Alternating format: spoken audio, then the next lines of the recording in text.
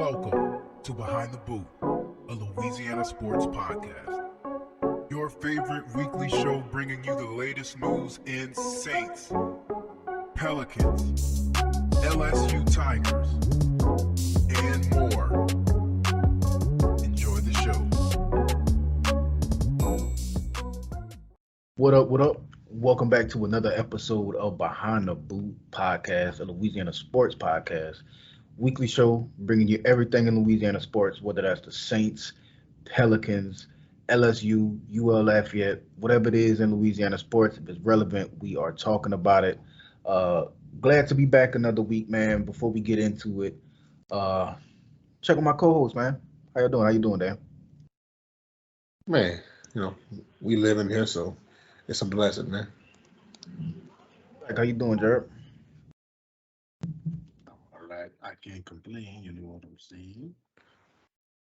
I feel you. So it's been a pretty slow news week, I guess, but there is some cause for celebration. Um, as of today, the Lakers are officially eliminated from play-in slash playoff slash postseason contention. Uh, They resting. so I think it would be good to start it off with a recap of this past week in the Pelicans world, of course. So we can start off with that Lakers game. I'll start with you, Dan. What'd you think about the win? Clutch win, might I add. I think the Lakers played us a whole lot harder than I expected them to, honestly. Um, but they knew what was at stake. LeBron rested up for us. You know what I'm saying? Russ actually played better than he had been playing in recent past with the Lakers. So what was your reaction to the win, and talk a little bit about your emotion of following that win, because we knew what that game meant. Oh, well, me going into the game personally, it was just about letting nobody else score but LeBron. I knew LeBron was going to score 35 plus points. Him resting 4 or 5 days just for us to play. I already knew what it was, especially since the last L he took the week before. I already knew what he was coming out and do. So him coming out hitting those threes and on fire, I knew eventually he had to run out of gas. So that being said, I knew if we just contained them, didn't let them score 50 points in 3 quarters, which was damn close. Um, we just contained the beast, man. Didn't let nobody else beat us. They weren't really hitting shots. I think the tide changed whenever Russell started talking shit to Jose. And the tide changed, man. They got a little swagger about it. After that, they went on a little run, kind of almost BI hit them shots and was smirking at LeBron and all that. It was perfect, man. Perfect ending. It was great to actually beat a team to bear their playoff dreams. That was there that season that night, not yesterday. The other season was definitely on Friday. I think they gave up and laid down. Like I said, man, to hell with them Lakers. They didn't get moved to Seattle or wherever the hell, moved to Vegas.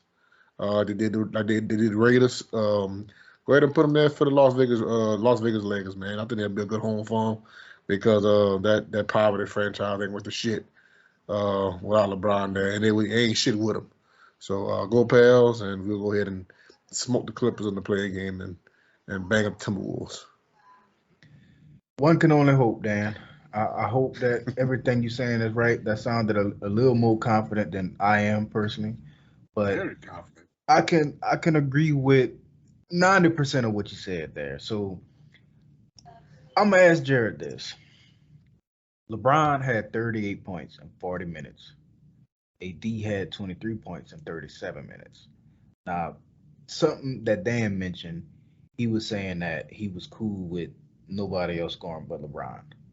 I had a different outlook because I feel like LeBron came really, really close to winning that game by himself. I felt like the game plan should have been don't let you can let anybody score but LeBron. Figure out how to take LeBron out the game because he is obviously the whole team. And they didn't really do that. But overall, Jared, what was your reaction to the game? What was your reaction specifically to Willie's coaching? Uh, he still got some stuff to learn about his rotations.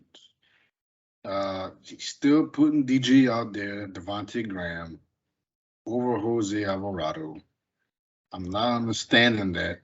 And DG doesn't give you Jack Diddley squat. Why are you leaving him out there? I don't understand it.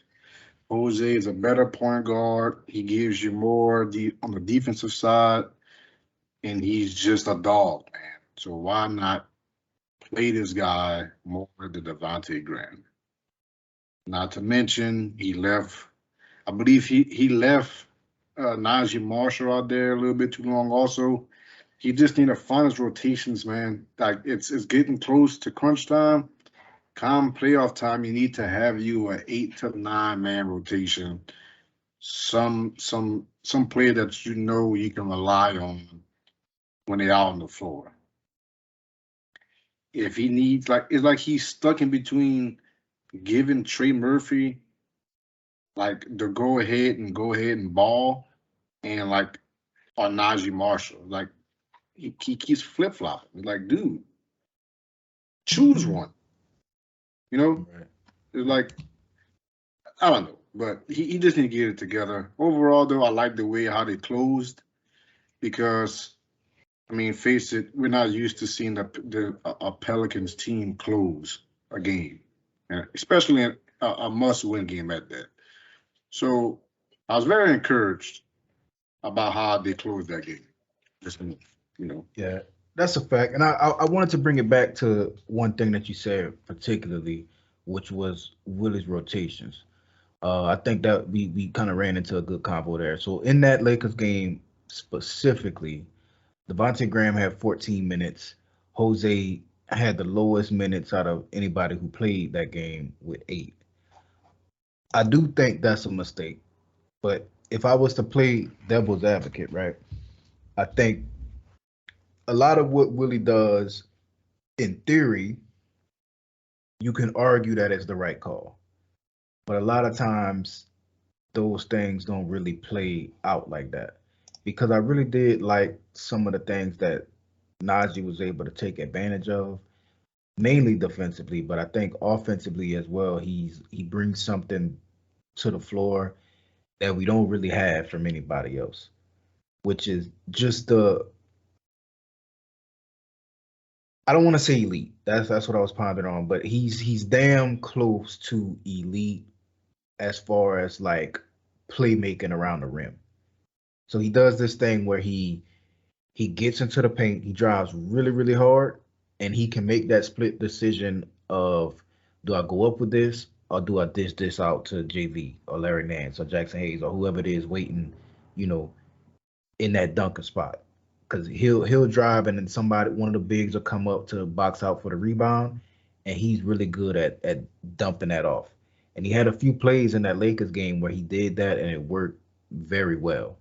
So I can see why Willie would want a Najee on the floor because defensively he gives you a whole lot more than Jose just off of size. You know what I mean? So I can kind of see both ways. You know what I mean? But I think overall he has a bad. He doesn't really have too much ability to adjust on the fly. You know what I mean? So I think that's one thing with Willie that he could improve on. I know he's a rookie coach, which is why I'm not like, calling for a job or really complaining, but there's definitely areas that we could be critical on him for. So we can move into the next game, which was the Clippers on Sunday. We got smoked. Tell me what happened there. Throw the tip away, man. Go ahead and take the tape. Get your barrel with some firewood. Get some lighter fluid and spark up a fire and go ahead and put it in there, man. It was just a bad game from the start. They just couldn't miss, man. Paul George, he's going off right now. Matter of fact, as he playing the Suns, he got like 10 points in the first 2 minutes of the game. But he just couldn't miss, man. The Clippers were missing the star power all year, and him back on the court, shooting the way he is, man. He's clearly on a mission. So He came out and was firing, man. 19 to 39 from three, bro. I mean, 52% three. And, and we hit 5 3. So look at the point differential, man. I mean, if you get outscored, 14 threes to your 5, you got a problem. I mean, that's. Yeah, well, I mean, that's been a common theme Yeah. the entire season. But And then they again, found ways to work around that. we did, but we not like that. Not getting outscored by 30 points from the 3-point line. I mean, we need to be within 10 or 15. Like if they hit 4 or 5 more threes in us, then that's overcomable. That we can overcome that. But 30 points from the 3, bro, and then you shoot 5 and make 5, that's an issue. You know what I'm saying? We just couldn't hit the shots. We couldn't make shots, and they wasn't missing. Luke, I mean, everybody that put on the court, man. Luke Kennard, Covington, Coffee. It didn't matter who. Reggie, it didn't matter. The only person that struggled was Reggie Jackson. The only person that I was really scared of going to that game was Reggie. I thought Reggie could have had a big game on us, but Reggie was the one that struggled, and we still got smoked by the other role players. You know what I'm saying? He had strong points in the game too. Shooting wise, he wasn't really, that guy. But that's when I double. Yeah, he did his thing. But I want to ask Jerrette. So after you watched the Clippers game, and after you had some time to process it, obviously we locked in that play-in berth, so we're gonna be there, and we'll kind of get to that in a second. That first game, but with the Clippers being a potential, once if we beat the Spurs, once we get to the Clippers, does that game there plant any doubt in your mind at all moving forward? Like, can you still confidently say, I think the Pelicans can beat the Clippers in a play-in game? I don't know. It's a tough one because I didn't like the defensive approach that they took in that game. I don't know if Willie was just trying something out or he was just experimenting with the rotations or something, but I hated it because they were getting multiple open looks by just driving and kicking. Like they was running a simple pick and roll, and if they didn't switch, like because the Pelicans would either switch or they'll stay with their man. So if they would switch, they'll find a mismatch and they'll get an easy layup or dunk. If they didn't, they'll drive and kick, boom, there'll be a wide open Luke Kennard or Reggie Jackson or Paul George would make a damn near hand in the face shot over her. It's like Dan saying though, not to just be all over the place, but like Dan was saying, they was just making everything. But defensively, they seeked out the mismatches where Marcus Morris, he was cooking like he was Carmelo Anthony in the 2000s or something on the block. And then Luke Kennard and the rest of them were just hitting their open shots. I think that was the major takeaway I got from that. And I mean, you really can't do nothing whenever they hit their shots. Let me ask you this. So obviously they had a not normal shooting night, right? Now, granted, some of those looks were open looks, like you said, people just not getting there on their rotations in time and things like that. Like we had our lapses, don't get me wrong, but I think overall, like there was one shot in particular, I want to say it was like in the second quarter, where Herb was all over Paul George. It was a shot that was so contested, I was scared that they was going to blow the whistle and give him a foul call. And this dude still made it, nothing but net. Me personally, I don't think that that's like likely to happen again. You know what I mean? Like I think we can catch them again, even if they have a good night. It's not going to be a perfect night like that. Like they literally played like a pretty much a perfect game, shooting from three. You know what I mean? I want to say I don't know what it was like at the end of the game, but At one point late in the game, Joel pointed out that their 3-point percentage was better than they were shooting from the field, which is just crazy. You know what I mean? So it was like, I don't think that's you can't bank on that happening again in the playing game. Like that's It's literally not one of those sustainable. games that's, you know what I'm saying? Like they only come once every so often. Like everybody Yep. was just feeling it on the same night. I'll So tell you what, though. One person that was bothering me, that damn Marcus Morris, bro. That was really bothering me. He was out there looking like David West. Like he was shooting fadeaway middies, hand in the face, sizing people up. I'm like, who is this? I said, this is Marcus Morris. Like, you kidding me? You do hit an and 1 3 in the corner. Like, when, yeah, Yeah, when stuff he to looked happen like like that, bro, this ain't your night, bro. he looked like He had like Carmelo 22 Anthony. points, bro. It don't make no sense. He looked like the Melo when the Melo was with the New York Knicks. Yeah, that definitely ain't sustainable, man. We'll see yeah. him again.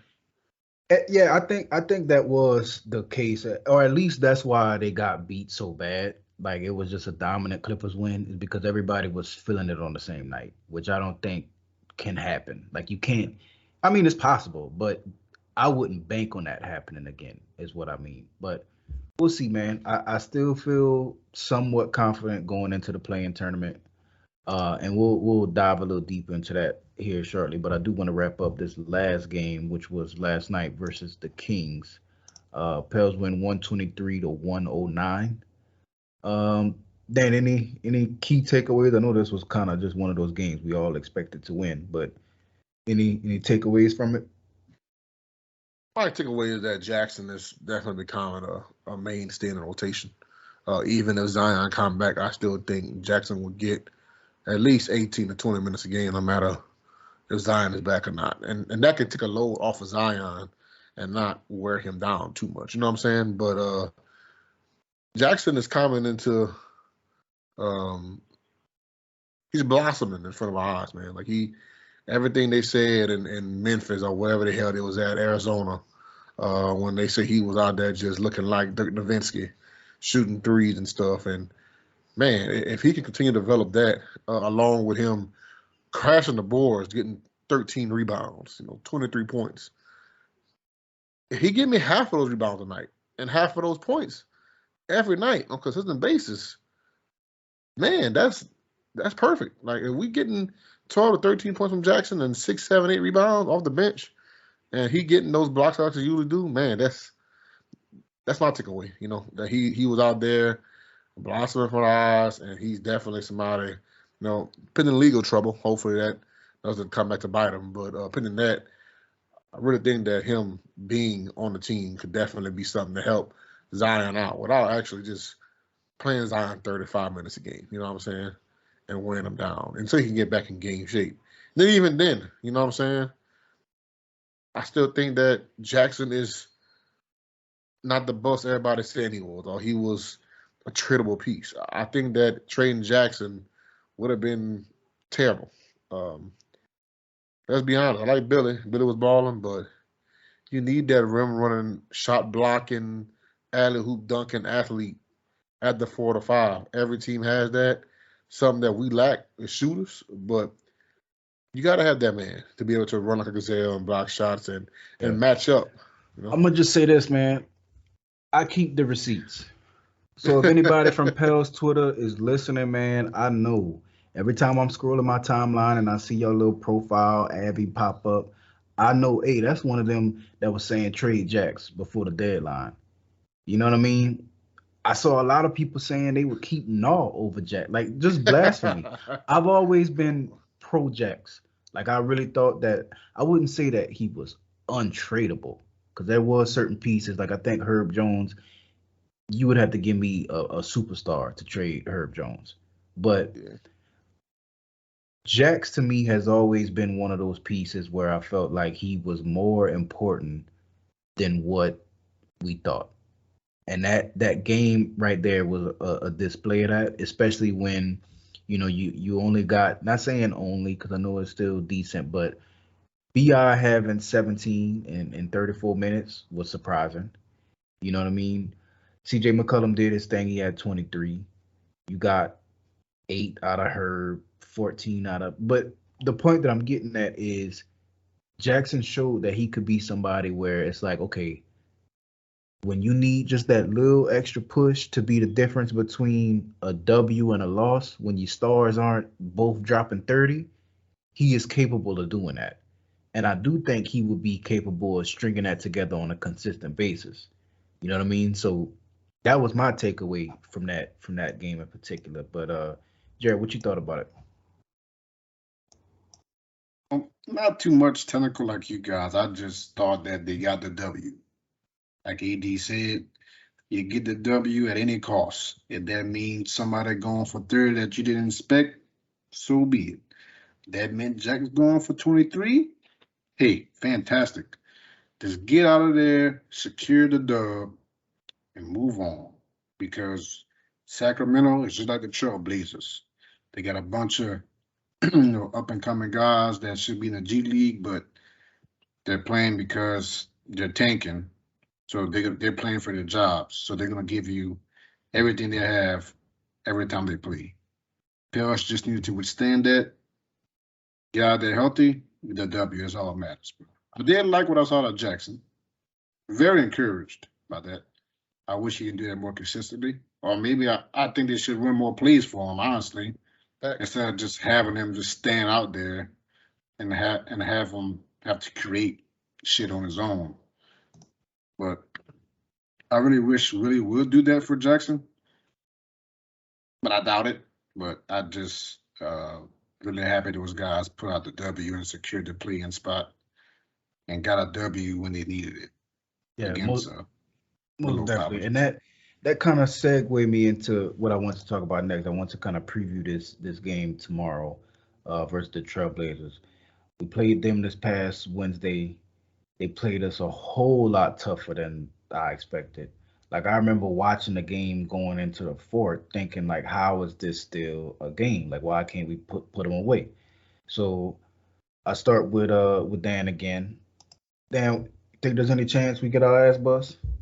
Think we get shot tomorrow night? I think they come out handle business at home. I did think it was an emotional game in Portland with CJ's comeback contribute video. So it took a lot out of them, and they jumped out to that big lead in the first quarter, and they just came out flat after that. But I think they come out, handle business immediately, put them down. I do think we have a 10-point lead throughout, at least. I think they'll make a little run or whatnot, but I think we definitely handle them, and hopefully we get some starters rested those last 5-6 minutes of the game and give our young guys some run. I really think we put them under their misery. You know what I'm saying? I don't think they'll come out with that fire like they did in Portland. Put them away early, keep at their throats, keep them young guys in there.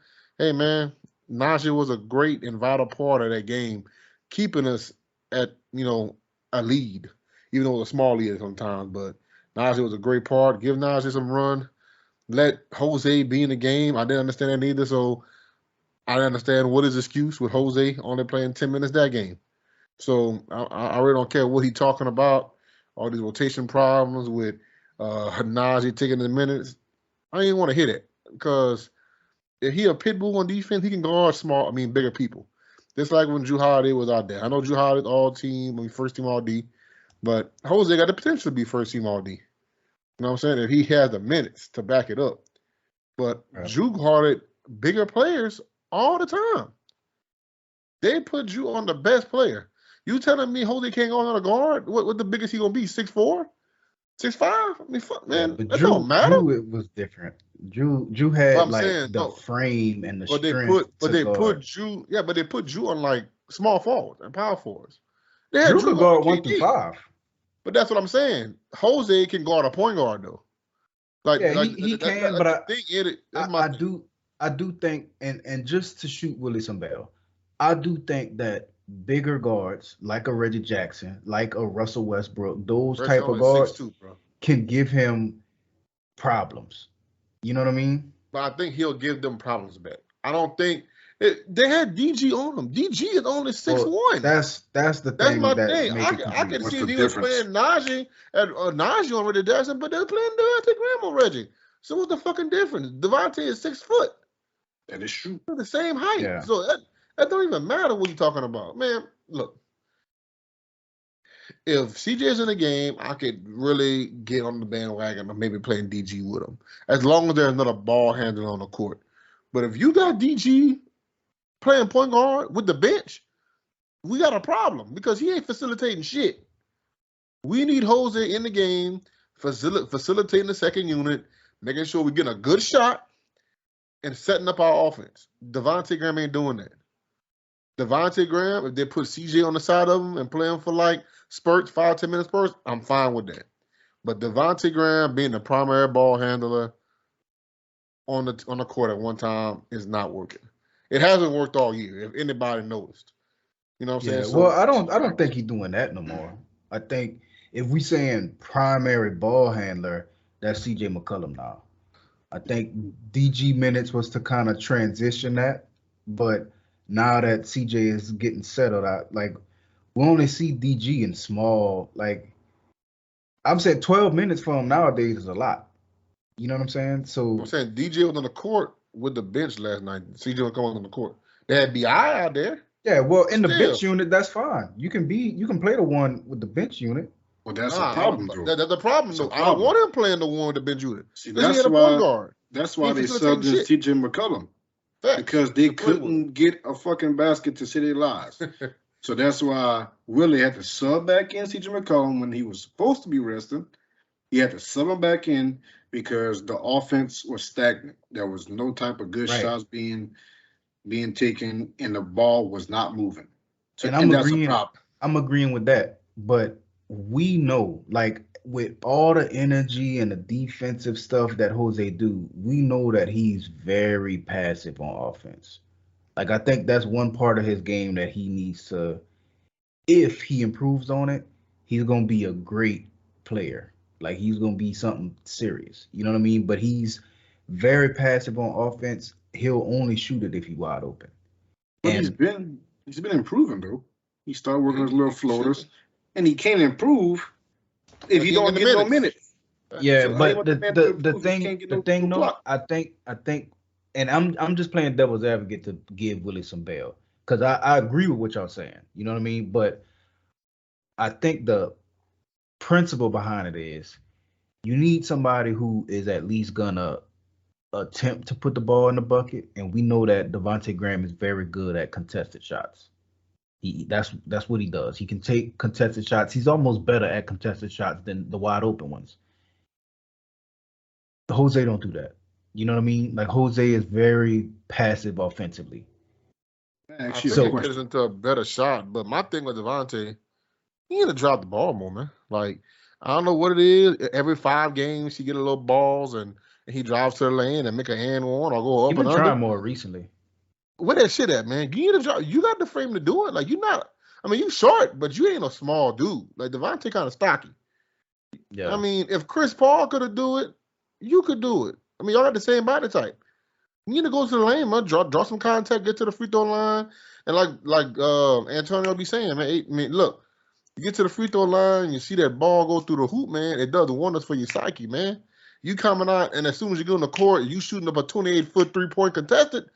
That ain't a good way to start off your first shot. And that's all I'm saying. Yeah. Know? And I agree with that. We'll watch it. I really do think more of the story is I trust that Willie Green knows more than we know. You know what I mean? Like, I might not know the ins and outs of the game, but I can say that I trust that Willie Green knows more than us, and he knows the behind-the-scenes stuff. So I feel like through all the questionable decisions he's made, like, there's a reason for all of it. You know what I'm saying? So we just gotta trust the process, man. He got us here from a 3-13 start. So he understands something. But wrapping this up, I do want to touch on this one last thing. So we going into the final 3 games of the season. We covered the Trailblazers. Next we have the Grizzlies and the Warriors. We're still trying to see what's going to happen with the Spurs as far as, like, will that first play-in game be in New Orleans? What's your predictions of the next 3 games? Blazers, Grizzlies, Warriors. What's the record, Dan? My heart telling me 3-0. My mind telling me 2-1. I just think Memphis got something in it for us. think Memphis is going to try to, no matter what, it don't matter who plays that point guard for Memphis. Giant even got to play. It could be Tyus Jones. We just have problems guarding Memphis. So I think Memphis might be an L, and then we playing at Memphis. I think we win that Golden State game without Steph. Maybe they resting. They already got their playoff spot locked up. Maybe they resting. We get a W. You know what I'm saying? So 2-1. That's my final answer for $200. It's a bet. What you say, Jerrette? You agree with that? I absolutely agree with what he said for the same reasons.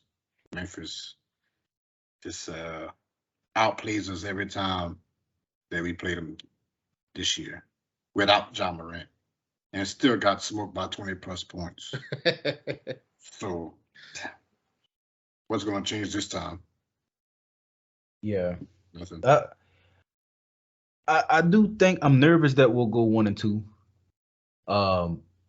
It's something about the Warriors, even without Steph. Hopefully they resting guys. Like hopefully they rest Clay and they main guys that they feel like they need. But it's something about the Warriors when they know that it's like playoff time is here, they turn into something else. Like I watched that Jazz game that they played, and those guys was going crazy. Like it looked like 2015 again. You know what I mean? So I think they can potentially go 1-2. I really do hope that, if they do, then the Spurs start helping us out and they start losing too. You know what I mean? I don't really know what their schedule looking like, but I do think that home court is going to be important for that game. But we'll keep our eye on that, and we'll, be back. Definitely be back next week to talk about it. And last thing before we get out of here, man, the big story of the news cycle: Zion Williamson's stepdad does a call-in podcast, I guess, with Jerrette Popillion. There was a lot of things that were said, and I'm pretty sure that if you're watching this, you've at least gotten the key points of what was said in that interview. But to sum it up, he basically said that he's not sure where people got the the whole narrative of Zion's camp not being happy. He said he loves it in New Orleans as a city. He says he's super excited about the moves that the Pelicans have made, the pieces that they've put around Zion. Zion is happy with it as well. I'm gonna kind of save my take, but I'll start with you this time, Jerrette. I want to know what did you feel when you listened to that podcast, and do you believe it? Because I know that there was a lot of speculation of, this was the PR move to save everything else that happened and whatnot. So what do you think? I feel like I'm taking it with a glass half empty. A glass of half empty. I feel like it was kind of more on the PR move, but some truth to it, maybe. But I think he was kind of, trying to relieve some of the pressure that's been on him in the couple of months. I would have felt a lot better if Zion would have said it instead of his stepdad coming to the rescue like he's still 15 or 16 years old. But, I mean, it is what it is. He didn't have to come out and say it, but he did. I know it gave a lot of us fans relief, like deep down inside of us, that there's still a possibility that everything can be resolved and the relationship can get better between them in the front office. That's on the right path, but I'm calling BS on like half of what he said, because I still think there's some type of tension with when he's going to play and if they're going to let him play. And that's exactly what I got from it. So there was a point in the interview where Zion's stepdad specifically mentioned to Jerrette Popillion. He was like, "This is why I reached out to you to come on this podcast. I wanted to clear the air." So, and this me getting in my conspiracy bag. Obviously, I don't have no real sources to confirm none of this, but I'm just reading between the lines. I'm looking at what was said and the timing of what was said, and I'm deciphering what the true intention of this is. So I don't think that this is a direct response to when everybody was pissed Zion was in Portland and all that, the injury stuff. Like, I don't think that's a response to that. I think it's kind of framed as that because he needed an excuse to get onto the podcast. But what I think he did was they're looking at the season. We down to the final few games. I think Zion's stepdad reached out to Jordan Collada and was like, we gotta send a message publicly. I'm looking at the past with Zion, his relationship with the medical staff, particularly Aaron Nelson. Zion Williamson, stepdad, went on that podcast to deliver a very clear message of Zion is ready to go. He's happy now, but he wants to play. And I think he's clearly telling the organization, look, we feel and everybody on our team feels like Zion is ready to go. We expect him to play. And if for whatever reason you guys try to go on the side of caution, there's going to be some problems. We want our boy on the court. And I think for me at least, and I know I'm like diving into his words, but for me at least, that's all that translated to. So the whole thing about, whether it's true or false, if he really do think that the Pelicans just built this crazy team around Zion and they so excited for the future, whether that's true or not, whether he actually feel like that or not, which I think that he does. Like, I think anybody with freaking eyes can see that the team has made a lot of progress, you know what I mean, without Zion. So just imagine it with him. But I think what he was saying is, if things go how we expect them to go, this is what the situation will be. We'll be in love with New Orleans. We'll be in love with the roster and the front office. But the main thing is, he wants to be back on the court, and I want him back on the court. So, Dan, let me know if I'm off. Is that what you got? Do you think I'm reading too deep into it? But I think that was clearly what he was trying to say. I don't think that they would have like a falling out of love affair, if he doesn't play this year. I think Zion wants to play in the playoffs. He wants to play in the big game, and he feels he's healthy enough to play. Now, of course, Aaron Nelson had the final say, but I think the pressure was on Aaron Nelson. I think if it comes down to it, to be honest, they're going to give Aaron Nelson the boot, bro.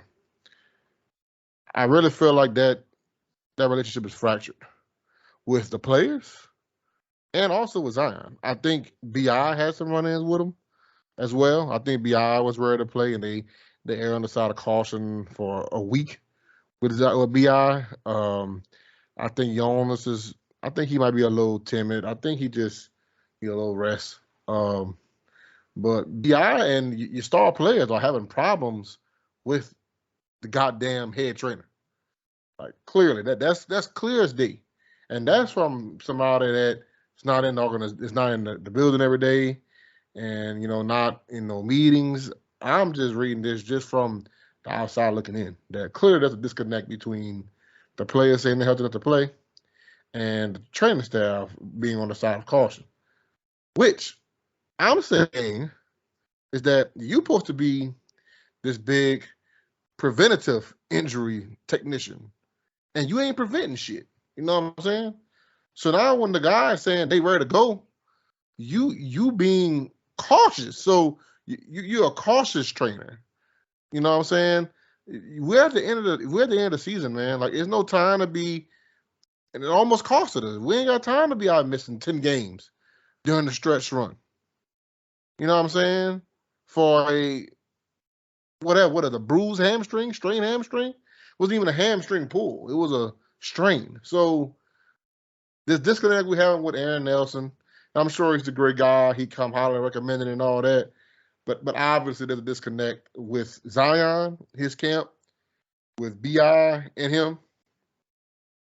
We gotta get rid of him, man, because it will come down to Aaron Nelson telling this man he can't play and he's feeling healthy and he's cleared for contact and whatnot, and he still doesn't let him play. David Griffin giving him way too much power, man. David needs to talk to Zion and look, man, like, be honest with me. I got this extension on the table right now ready for you to sign. Okay? Yes, there's some injury stuff in it and has some games played stuff in it. So if you don't play them all, we got to protect ourselves. But here's $160 million for you to sign right now.